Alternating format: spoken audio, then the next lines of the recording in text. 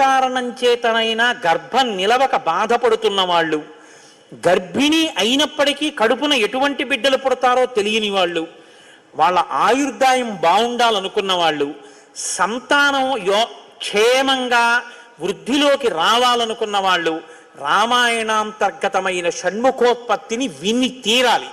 ఇది చెప్పడం కోసమే వాల్మీకి మహర్షి ఫలశ్రుతి చెప్తూ ఓ మాట చెప్పారు.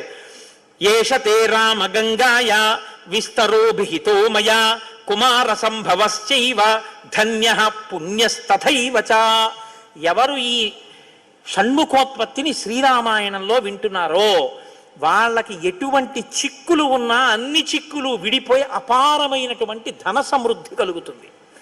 2, విశేషమైనటువంటి పుణ్యము స్కందోత్పత్తిని విన్నంత మాత్రం చేత కలుగుతుంది. ఇక్కడే ఆయన కుమార సంభవశ్చైవ అన్న మాట వాడారు.